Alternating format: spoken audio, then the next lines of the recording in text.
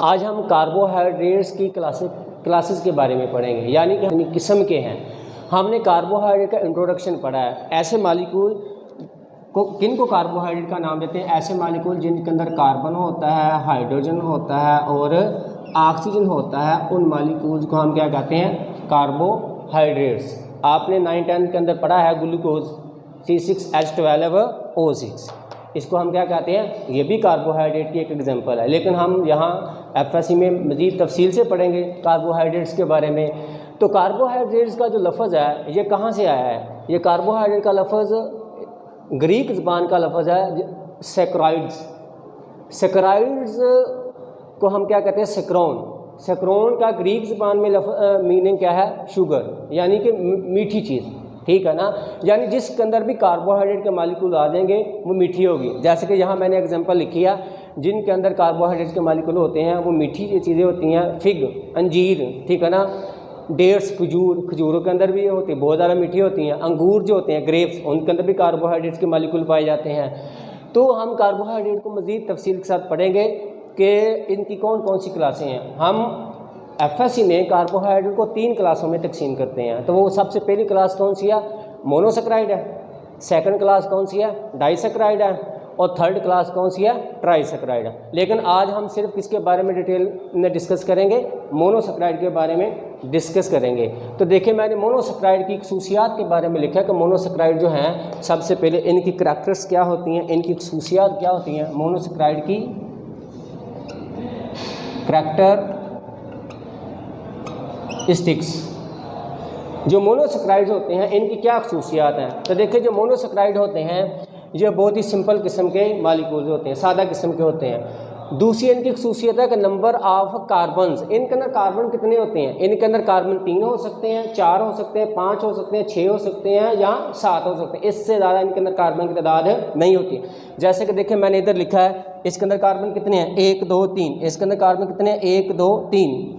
और ये 3 कार्बन वाली मैंने एग्जाम्पल लिखी है। उसके बाद 4 वाली मैंने नहीं लिखी क्योंकि ये बहुत कम मकदार के अंदर नेचर के अंदर, कुदरत के अंदर, जिंदा चीज़ों के अंदर पाए जाते हैं। 5 कार्बन वाली मैंने लिखी है, ये 5 कार्बन वाला मालिक्यूल है, इसको राइबोन्स कहते हैं। ये 6 कार्बन वाला है। इसी तरह क्या होते हैं? 7 कार्बन वाले मालिक्यूल्स होते हैं, उनको हम नाम देते हैं हेप्टोज। उनको क्या नाम देते हैं? हेप्टोजिस का नाम देते हैं, जिसके अंदर 7 कार्बन होते हैं। तो देखें, मैंने जो खसूसियात डिस्कस करने लगा था, मोनोसेक्राइड की कौन कौन सी खसूसियात होती हैं। मोनोसेक्राइड सिंपल किस्म के मालिक्यूल्स होते हैं, इनके अंदर कार्बन की तादाद 3 से 7 तक होती है। और इनका जायका किस तरह का होता है? Sweet and taste. ये खाने में क्या होते हैं? मीठे होते हैं।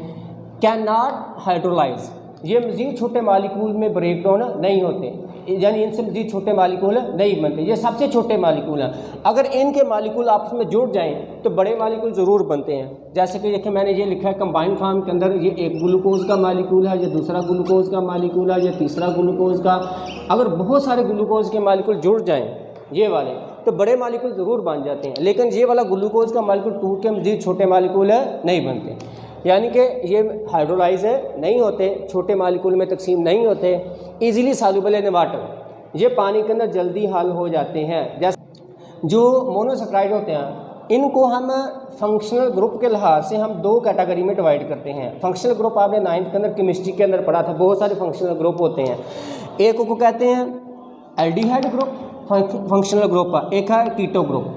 तो इनमें फ़र्क क्या है? इनमें सिर्फ ये फ़र्क होता है कि कार्बन के साथ अगर डबल बॉन्ड ऑक्सीजन हो और उस कार्बन के एक तरफ हाइड्रोजन और दूसरी तरफ अल्काइल ग्रुप हो, तो इसको हम एल्डिहाइड ग्रुप कहते हैं। अगर कार्बन के साथ डबल बॉन्ड ऑक्सीजन है और इसके दोनों तरफ कार्बन है या दोनों तरफ अल्काइल ग्रुप है, जिसको हम क्या कहते हैं? कीटो ग्रुप का नाम देते हैं। तो इस तरह हम इनको मोनोसेक्राइड की डेफिनेशन किस तरह करते हैं? ये क्या है? एल्डो शुगर होती हैं या फिर कीटो शुगर होती हैं। जिसके अंदर एल्डिहाइड ग्रुप होगा वो एल्डो शुगर होगी, जिसके अंदर कीटो ग्रुप होगा वो क्या होगी? कीटो शुगर होगी। तो मैंने इनकी एग्जांपल क्या लिखी है? इनकी डेफिनेशन हमने पीछे पढ़ी है तफसील से, मैं दोबारा शार्ट करके मैंने लिखी है। इन शुगर को क्या कहते हैं? पॉलीहाइड्रॉक्सी एल्डिहाइड।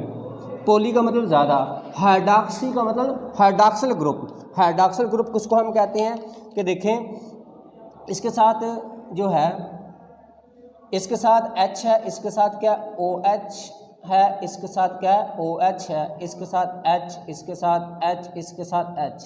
आपने पढ़ा हुआ है कि कार्बन 4 बाड बनाता है। देखिए कार्बन के यहाँ कितने बाड हैं, कार्बन के यहाँ कितने बाड हैं, कार्बन का 1 2 3 और 4 बाड, इस कार्बन के 4 बाड, इस कार्बन के कितने बाड हैं, 1 2 3 4, 4 बाड, जहाँ इस कार्बन के कितने बाड हैं, 1 2 3 और 4। कार्बन हमेशा कितने बाड बनाता है, 4 बाड बनाता है। तो देखें इसको मैंने किस तरह डिफाइन किया है, ये किस तरह की शुगर है, इसको हम कहते हैं पॉलीहाइड्रॉक्सी एल्डिहाइड। ये एल्डिहाइड ग्रुप है, देखिए इसके एक तरफ क्या है, H है, इसके एक तरफ H है और दूसरी तरफ अल्काइल ग्रुप है और इसके साथ डबल बॉन्ड ऑक्सीजन है। इसमें देखें ये वाली जो है इसके क्या है, इसके देखें यहाँ है OH, इसके यहाँ है OH, इधर भी आएगा OH, इधर आएगा H, इधर आएगा H और इधर आएगा H, इधर आएगा H। इसके 4 बाड मैंने पूरे किए हैं, ठीक है। अब देखें ये एल्डिहाइड क्यों, क्योंकि इस कार्बन के साथ डबल बॉन्ड ऑक्सीजन है और एक तरफ H है।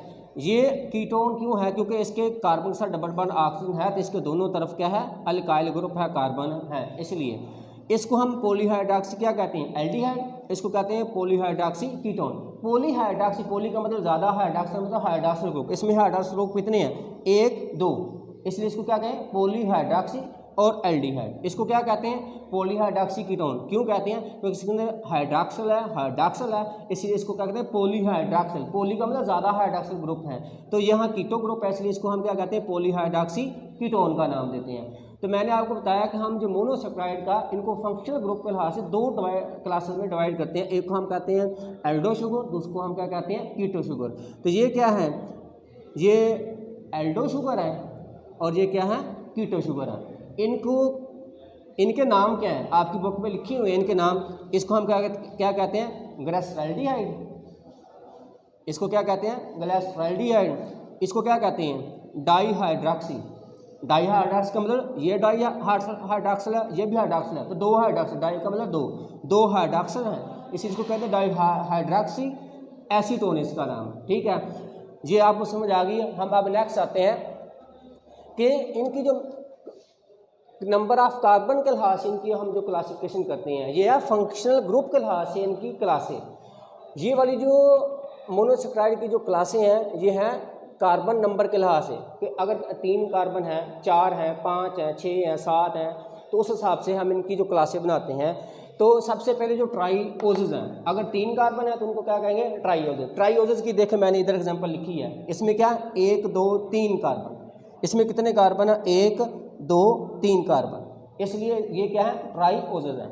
नेक्स्ट हम आते हैं टेट्रोजेज, जिसके अंदर 4 कार्बन होते हैं। 4 कार्बन वाले जो मॉलिक्यूल्स होते हैं ये दुनिया के अंदर चीज़ों के अंदर बहुत कम मकदार के अंदर पाए जाते हैं, यानी रेयर का मतलब कम मकदार के अंदर, दुनिया की चीज़ों के अंदर, नेचर के अंदर जो कुदरत ने बनाई उनके अंदर कम मकदार के अंदर पाए जाते हैं। नेक्स्ट हम आते हैं सम इन बैक्टीरिया, यानी कि जो 4 कार्बन वाले जो मोनोसेक्राइड्स होते हैं ये कुछ बैक्टीरिया के अंदर पाए जाते हैं, लेकिन हर चीज़ के अंदर नहीं पाए जाते।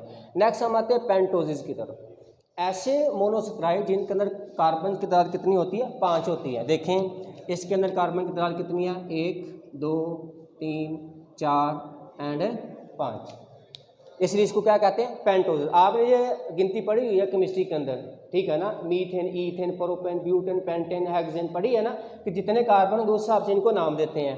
तो ये पेंटोज का मतलब है 5 कार्बन वाला ये मॉलिक्यूल है, इसको हम, इसका नाम क्या है, इसका नाम है राइबोज। इसको क्या कहते हैं राइबोज, इसका नाम है। तो जो राइबोज है इसके हर कार्बन भी कितने बाण बनाएगा 4 बाण बनाएगा। इसका ये वाला जो पहला कार्बन है इसके साथ क्या होगा एल्डिहाइड ग्रुप होगा, यहाँ क्या होगा O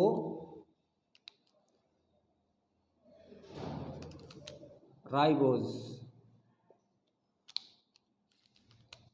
पहले कार्बन के साथ क्या होगा फंक्शनल ग्रुप O और इधर क्या होगा H। एल्डिहाइड तभी बनेगा अगर इसके डबल बॉन्ड ऑक्सीजन एक तरफ H है और दूसरी तरफ अल्काइल ग्रुप, इसलिए ये क्या एल्डिहाइड है, ठीक है।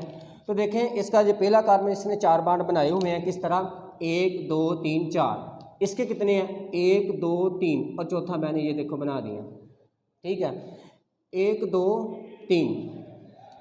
बाकी के साथ सभी के साथ क्या आता है H आता है और इसके 4 बॉन्ड पूरे हो जाते हैं। ये है राइबोज, 5 कार्बन वाला मॉलिक्यूल है मोनोसेक्राइड। अच्छा, ये है आम, जब हम कहते हैं कि राइबोज है या ग्लूकोज है, जब ये सॉलिड फॉर्म के अंदर होते हैं, जब डब्बे के अंदर हम मिलते हैं तो ये इस तरह लीनियर शक्ल के अंदर इनकी साखत होती है, एटम की तरतीब इस तरह होती है। लेकिन जो ही हम क्या करते हैं, वही डब्बे वाला ठीक है ना, राइबोज या ग्लूकोज है, वो किसके अंदर डाल दें, हम वाटर के अंदर डाल दें, पानी के अंदर हल कर दें, तो क्या बन जाएगा, सॉल्यूशन। जब डालते हैं तो हल हो जाता है, क्या बन जाता है, सॉल्यूशन। सॉल्यूट और सॉल्वेंट जब मिक्स हो जाते हैं तो क्या बन जाता है, सॉल्यूशन। पानी क्या है, सॉल्वेंट, जो हमने ये डाला ये क्या, सॉल्यूट, सॉल्यूशन बन गया। जब सॉल्यूशन बनेगा तो ये वाला जो लीनियर शक्ल है ये बदल जाएगी, किस में, रिंग में। किस में बन जाएगी, बदल जाएगी, रिंग में। तो रिंग किस तरह बनता है ये भी मैं आपको एक्सप्लेन कर देता हूँ कि इसका जो कार्बन नंबर 1 है, ठीक है, मैं दोबारा से इसको इस तरह बना लेता हूँ कि इसके साथ ये वाला जो डबल बॉन्ड ऑक्सीजन था, ये हाइड्रोजन है, इनके दरमियान में रिएक्शन होता है। रिएक्शन कैसे होता है कि ये वाला जो कार्बन 1 है इसका रिएक्शन होता है कार्बन 4 के साथ, ये वाला कार्बन 4, ये देखिए इसके साथ किस तरह होता है। देखिए यहाँ ऑक्सीजन हमेशा याद रखना 2 बॉन्ड बनाता है। ऑक्सीजन क्या करेगा, यहाँ से एक बांध तोड़ देगा। जब ऑक्सीजन यहाँ से बांध तोड़ेगा, इधर से कौन बांध तोड़ेगा, इधर से तोड़ेगा हाइड्रोजन, ठीक है। जब ये हाइड्रोजन बांध तोड़ेगा तो जाके ये किसके साथ अटैच हो जाएगा, ऑक्सीजन के साथ, तो ऑक्सीजन के साथ ये बांध बना लेगा। तो क्या होगा कि ये वाला जो H है जाके इसने बांध बना लिया इस O के साथ, ये बन गया OH। यहाँ ऑक्सीजन के बांध 2 बांध दोबारा पूरे हो गए हैं। ऑक्सीजन एक बांध कार्बन के साथ बनाया हुआ है, एक बांध इसने हाइड्रोजन के साथ बनाया हुआ है, इसके बांध पूरे हो गए दो, ठीक है। तो हम इस OH को इधर लिख लेते हैं कि देखें ये है OH, ठीक है। अब ये वाला जो कार्बन है इसका एक बांध कम है और ये वाला जो ऑक्सीजन है इसका भी एक बांध कम है। तो ये वाला ऑक्सीजन क्या करता है, फिर अपना बांध किसके साथ आके बना लेता है, ये वाला जो ऑक्सीजन है ये बांध बना लेता है इस कार्बन के साथ। अब देखें एक इस ऑक्सीजन का एक बांध इस कार्बन के साथ है और इस ऑक्सीजन ने एक बांध किसके साथ जाकर बना लिया, इस कार्बन के साथ। इस तरह ये देखें रिंग बन गया। रिंग किस तरह बन गया, इधर से चलें देखें, ये क्या बन गया, रिंग बन गया। लेकिन रिंग से एक कार्बन बाहर है, ये वाला रिंग से बाहर है, देखें ये रिंग बना है लेकिन ये कार्बन रिंग से बाहर है, 5 कार्बन रिंग से बाहर है। हम इस ऑक्सीजन को आमतौर पर हम यहाँ समझने के लिए दरमियान में लिख देते हैं, क्या करते हैं, दरमियान में लिख देते हैं। अब देखें मैं दोबारा यही इधर शिफ्ट करने लगा हूँ कि ये वाला जो ऑक्सीजन है यहाँ है, ठीक है। उसके बाद ये मैं कार्बन 1 लिखने लगा। देखो ये वाला ऑक्सीजन किसके साथ अटैच है, कार्बन 1 के साथ। तो ये वाला ऑक्सीजन किसके साथ अटैच, कार्बन है 1 के साथ। देखें ये ऑक्सीजन किसके साथ, कार्बन 1, तो ये भी कार्बन 1, ये कार्बन 1 हो गया। इसके साथ क्या है, HOH, ठीक है। अब कार्बन 2 आ गया, कार्बन 2 के साथ क्या, HOH। कार्बन 3 आ गया, कार्बन 3 के साथ HOH। कार्बन 4 पे आ जाए, कार्बन 4 ये वाला देखें इसके साथ ये है H, कार्बन 4 के साथ क्या है, H। और कार्बन 4 ने किसके साथ बांध बनाया हुआ, इधर ऑक्सीजन के साथ। तो देखिए कार्बन 4 ने किसके साथ बांध बनाया, इधर एक ऑक्सीजन के साथ। बाकी ये वाला जो कार्बन 4 है इसके साथ ये वाला कार्बन 5 है, ये इस 4 के साथ कौन है, कार्बन 5। कार्बन 5 में देखें 2 H है, ये 2 H, इसको हम क्या कहते हैं, CH, H2 और ये वाला OH। तो जब हम पानी के अंदर इसको डालते हैं तो क्या बन जाता है, इसका रिंग शक्ल बन जाती है। तो इसको हम फिर नाम क्या देते हैं, राइबो। इसको किसका नाम देते हैं हम फिर, राइबो फ्यूरानोज। इसको नाम क्या देते हैं, राइबो फ्यूरानोज। देखें राइबो से राइबो लिया है और फ्यूरा का मीन क्या होता है, फ्यूरा इसको कहते हैं जिसके अंदर 5 कार्बन होते हैं, 5 रिंग होते हैं, 5 कार्बन होते हैं। इसमें 1 2 3 4 5 कार्बन बनते हैं, इसलिए इसको क्या कहते हैं, फ्यूरानोज कहते हैं। अब हम नेक्स्ट आते हैं हेक्सोसिस की तरफ। इसमें ये वाला जो मैंने फार्मूला लिखा है, ये किसका फार्मूला मैंने लिखा है, ग्लूकोज का। किसका लिखा है ग्लू, यह है ग्लूकोज। तो ग्लूकोज में देखें इसमें 6 कार्बन होते हैं, एक हेक्सोजन जो है 1 2 3 4 5 6, इसके भी हर कार्बन के साथ 4 बाड होंगे। तो मैं इसका भी देखें ये लिखने लगा हूँ कि ये वाला जो है ये है फंक्शनल ग्रुप OH, ये है H, ठीक है। इसके ये याद रखना है, इसके तीसरे कार्बन में OH एक इधर होता है, बाकी सारे OH इधर होते हैं। देखें ये OH OH OH OH, बाकी सारे OH इधर होते हैं, एक OH इधर होता है। पता क्यों ये होता है कि ये वाले सारे अगर OH एक तरफ आए तो सभी के ऊपर नेगेटिव चार्ज होता है और ये एक दूसरे को रिपेल करते हैं नेगेटिव नेगेटिव, और ये मॉलिक्यूल टूट सकता है। इसलिए एक OH इधर चला गया तो इनके दरमियान फासला ज़्यादा हो गया, अब ये टूटेगा नहीं, ठीक है। इसलिए एक OH इधर चला जाता है। इसके भी 4 बांड पूरे कैसे करने, हर के साथ आपने क्या लगा देना H, इसके साथ क्या लगा देंगे H, इसके साथ पहले एक H इधर एक OH है, इसके साथ इधर क्या लगा देंगे एक H, इसके साथ इधर एक लगा देंगे H, इसके साथ एक लगा देंगे H, हाइड्रोजन बांड बनाते हैं, ठीक है। तो ये है ग्लूकोज। ग्लूकोज का ये कौन सा स्ट्रक्चर है, लीनियर, सीधी लाइन के अंदर है, ठीक है। जब हम इसको भी सोल्यूशन करना डालेंगे तो इसका भी रिंग शक्ल बनेगी। तो इसका बांड किसके साथ बनेगा, इसका बांड बनता है कार्बन जो 1 है वो जाके बांड किसके साथ बनाता है कार्बन 5 के साथ। जब कार्बन 5 के साथ इसका भी बांड बनेगा तो इसका भी क्या आएगा, ऑक्सीजन कहाँ आ जाएगा दरमियान में, जहाँ ऑक्सीजन आएगा दरमियान में, जिस तरह मैंने आपको इधर समझाया। इसका ये वाला जो ऑक्सीजन है ये दरमियान में आएगा। ये वाला जो H था, यहाँ से जो ऑक्सीजन था मैंने आपको बताया, यहाँ ऑक्सीजन था, ये वाला OH जाके ये वाला H, इस ये वाला O और ये वाला H आपस में जब अटैच होंगे क्या बनेगा OH। ये वाला जो ऑक्सीजन है अब ये क्या करेगा, इसके साथ आके बांड बना लेगा, ये दरमियान में आ जाएगा, ये वाला जो ऑक्सीजन है। इस तरह फिर जहाँ रिंग बनेगा, रिंग कैसे बनेगा ये देखें, ये रिंग बन गया। इसका भी कार्बन नंबर 6 रिंग से बाहर है। इसके भी मैं लिखता हूँ कि देखो इसका ये है ऑक्सीजन, ये वाला ऑक्सीजन है। अब मैं कार्बन 1 लिखता हूँ, ये वाला जो कार्बन 1 है ये कार्बन 1 है, इसके साथ है H और इसके साथ क्या है OH, इस कार्बन के साथ H और OH। ये वाला जो कार्बन 2 है, ठीक है ना, इसके साथ क्या है HOH, इसके साथ भी क्या है, इस कार्बन के साथ क्या है H और OH। अब कार्बन 3 आ गया, कार्बन ये 3 है, 3 के साथ देखें H और OH की पोजीशन बदल गई है, इसलिए हम क्या करेंगे, इसका H इधर लिखेंगे और OH इधर लिखेंगे, ठीक है। अब देखें कार्बन नंबर 4 के बाद आ गया कार्बन नंबर 5, ये कार्बन नंबर ये कार्बन 4 है, अभी कार्बन 4 के साथ HOH है, इसलिए इसका भी हम क्या लिखेंगे H लिखेंगे एंड OH लिखेंगे। उसके बाद आता है कार्बन 5, जो कार्बन 5 है ये वाला देखें, इसके साथ सिर्फ एक H है, ये हमने इधर एक H लिख दिया, और इसके साथ ये वाला जो है कार्बन 6 ये है CH2OH। तो हमने एक्सप्लेन कर लिया है कहाँ तक, हेक्सोसिस तक, कि अगर 6 कार्बन वाले मॉलिक्यूल्स होते हैं सीधी चेन के अंदर होते हैं, रिंग किस तरह बनाते हैं।